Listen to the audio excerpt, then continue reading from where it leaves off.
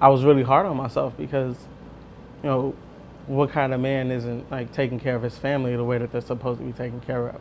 Like my girl shouldn't have to sleep in a car. You know, my wife who just had my second child shouldn't have to go through that in a car.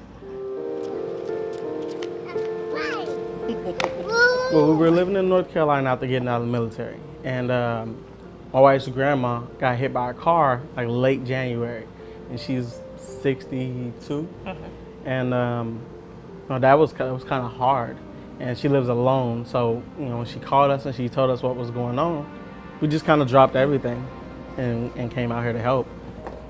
My credit is terrible, so we knew we couldn't get an apartment. Drew didn't have a job. I didn't have a job. Like there was just a lot going on. We didn't have any type of stability. This way? We got here February 6th. She was born February 27th. Yes, I went into labor February 27th, and then a little bit after that, we were sleeping in our car. So I know for her, it wasn't tough for her because, she's with mommy and daddy, and we're just having a sleepover. That felt good to know that they don't actually realize that we're homeless and we're struggling, and mommy and daddy are trying their best to, find some type of stability and protection for them. Which led us to go to the San Diego Housing Commission. We got 2 kids, we're trying to, get a place. So I originally was trying to sign up for Section 8, and they informed me that the wait list is like 10 to 12 years. So I looked at her and I was all like, me and my husband are both veterans, we can't find jobs, like there's nothing else.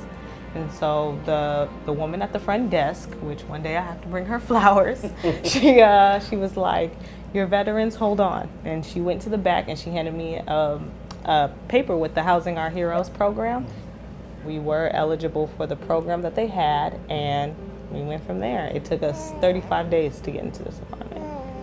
I jumped into his arms, actually. I picked her up. We looked around with the manager. The property manager. And then when she left, I jumped in his arms. I was all happy.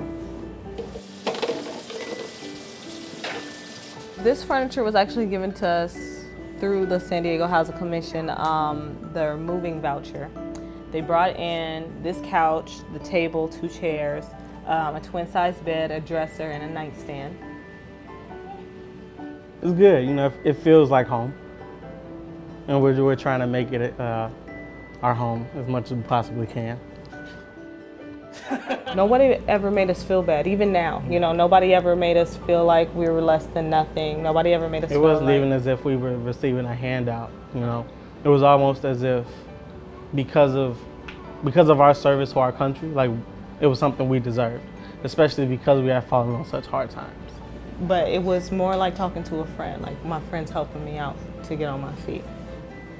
And I think I definitely have to thank my wife and kids because in that situation, like I was telling you, it's hard for me being a man and not being able to provide for them and do for them. And, my wife on a regular basis is keeping me up.